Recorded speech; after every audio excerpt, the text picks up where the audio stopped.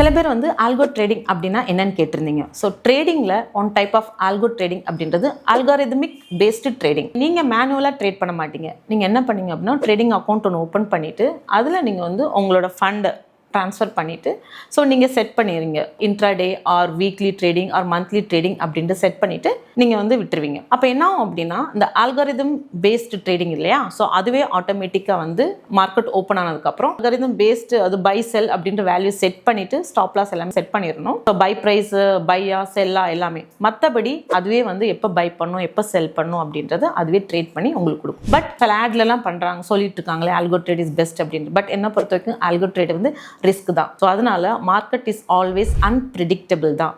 நீங்கள் அதில் லேர்ன் பண்ணிக்கிட்டு நீங்களே மேனுவலாக ட்ரேட் பண்ணுறது பெஸ்ட். அதுலேயுமே வந்து பர் டே ஒரு ட்ரேட் அப்படின்றது நீங்கள் கரெக்டாக கேல்குலேட் பண்ணி ஃபண்டமெண்டல் அண்ட் டெக்னிக்கல் அனாலிசிஸ் பண்ணுறது பெஸ்ட்டு. இந்த ஆல்கோ ட்ரேடிங்கில் என்னென்ன ட்ரேட் பண்ணலாம் அப்படின்னா ஃபாரெக்ஸ் ட்ரேடிங் பண்ணலாம், ஸ்டாக்ஸ் பண்ணலாம், கமாடிட்டிஸ் பண்ணலாம். பட் இது வந்து லாஸ் கொண்டு போகும் அப்படின்னா கண்டிப்பாக இதுலேயுமே வந்து இருக்குது. ஸோ அதனால் ஆல்கோ ட்ரேட் பண்ண வேண்டாம். அதுக்கு பதிலாக நீங்கள் வந்து ஓனாக ஸ்டடி பண்ணிட்டு லேர்ன் பண்ணிட்டு நீங்கள் ட்ரேட் பண்ணுறது அப்படின்றது பெஸ்ட். தேங்க்யூ.